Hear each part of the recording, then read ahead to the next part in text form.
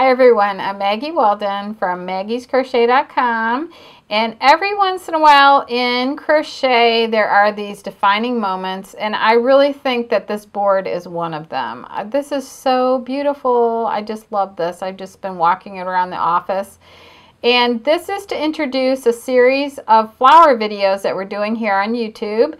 And we're going to do videos on every single one of these flowers, and then there's going to be several other flowers also. And most of these were done with worsted weight yarn, and all different brands of yarn were used for this.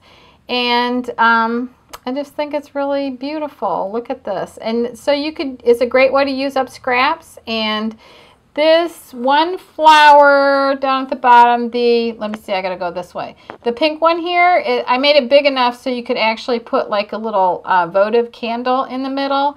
And you could use these like to decorate scarves or hats or just anything, placemats, anything. I just love these things. So anyway, we're going to take you to a close-up lesson, and Christina is going to show you how to make the flowers. And please, please, please subscribe to our channel and like and share our videos because it really helps us out a lot. Thanks a lot for watching.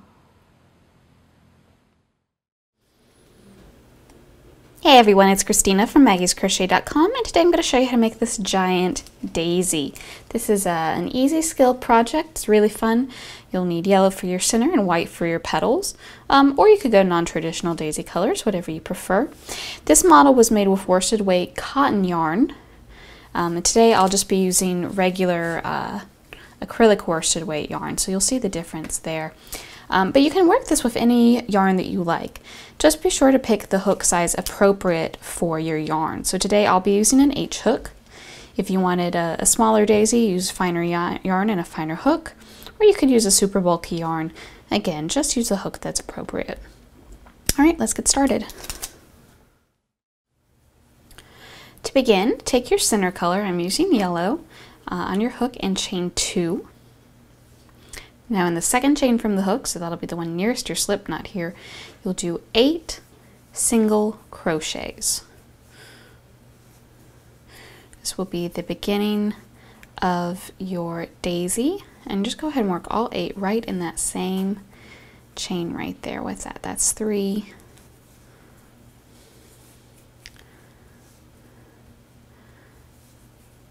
So like I said, I'm making a traditional daisy today, but I mean Gerber daisies come in so many beautiful colors that you could absolutely make these in any color combination you pleased.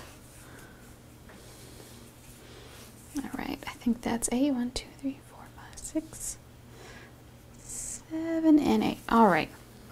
So then once you've done that, you'll just join your round with a slip knot. So go into that first single crochet you did. Join it up with a slip knot, and you'll notice in the pattern it says loop a piece of yarn around any stitch to mark as the right side. Well, let me tell you what I do instead of that. Here's my tail. I make sure it's on the wrong side, and then obviously whichever side it's not on is my right side. So that's how I'm going to mark which is my back and which is my front. But if you need to get a stitch marker or something like that, by all means go right ahead. For round 2, you'll chain 1, work 2 single crochets in that same first crochet that you joined in, and then we'll work 2 single crochets in each stitch around. So at the end of round 1 we had 8 stitches, and at the end of round 2 we should have 16 single crochet stitches. After you finish round 2, you'll just join together with a slip stitch into the beginning of the round, and then you can finish off. I have left my starting tail again so I know which is the back, but I went ahead and wove in the other end. So now we're ready to start with the white and start putting the petals on our daisy. So take same hook, get your white on a slip knot on your hook, and then you can join this with a slip stitch into any of these single crochets. Just pick one. We'll go with this one. So we're going to join with a slip stitch. So insert your hook into the single crochet, pull a loop through, and pull that same loop through the first loop on your hook, and now you're joined. From here you'll chain 3, do a triple crochet in the same stitch. So you'll yarn over twice, kind of like a double, only you yarn over an extra time. Insert down into the stitch, pull your loop through, At this point, you've got 4 loops on your hook, so you'll yarn over, pull through 2, pull through 2, pull through 2 one more time. Then you'll work a picket. Now a picket will vary depending on what pattern you're following. In this case, it is a chain 3, and then slip stitch into the top of the last stitch you made, so into the top of your triple crochet right here. Just slip stitch. Then you'll chain 3 and slip stitch, all still in that same single crochet.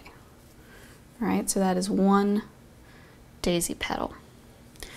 In the next single crochet, you're just gonna do a slip stitch. We're kind of skipping this one, but we're gonna do a slip stitch just to kind of keep us anchored.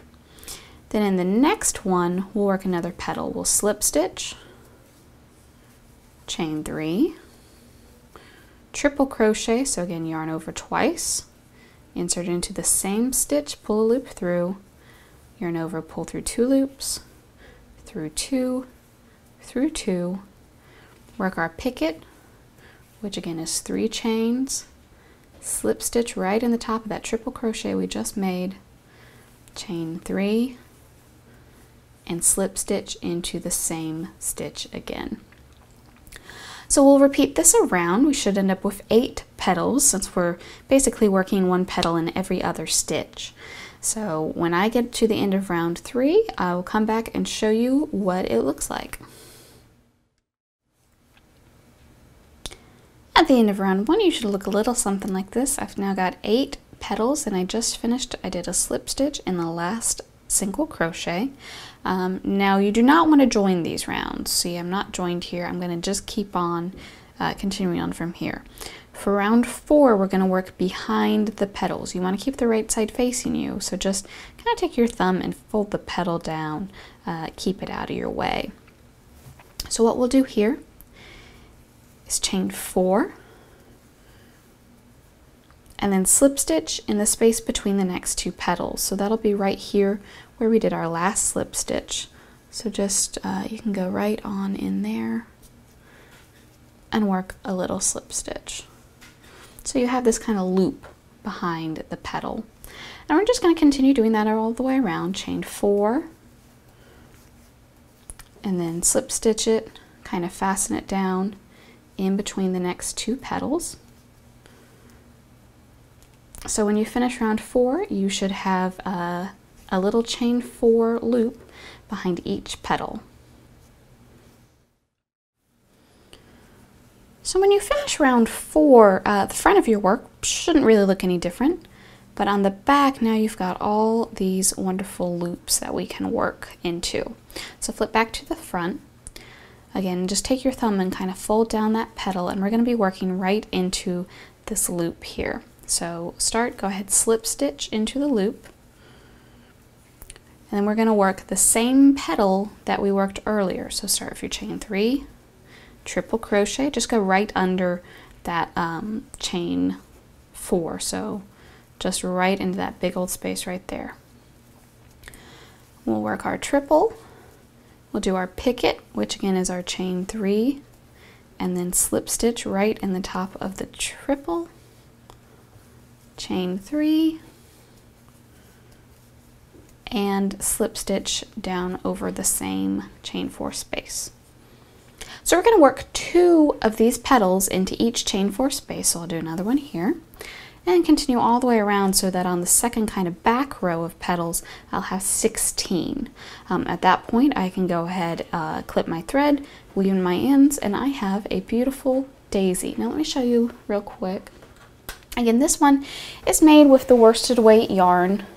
Let's see what this is made out of exactly.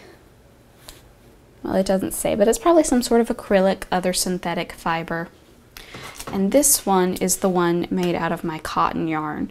The biggest difference I notice is the regular worsted weight tends to be a little fuzzier than the cotton. So, I mean, you know, other than the fact that they're slightly different colors.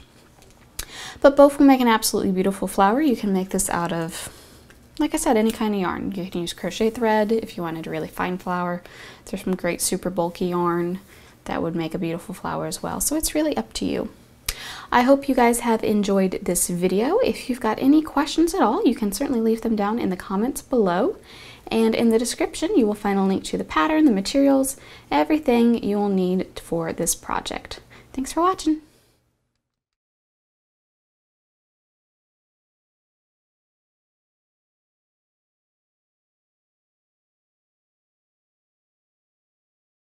And this is the third part, which we're going to do the edging round.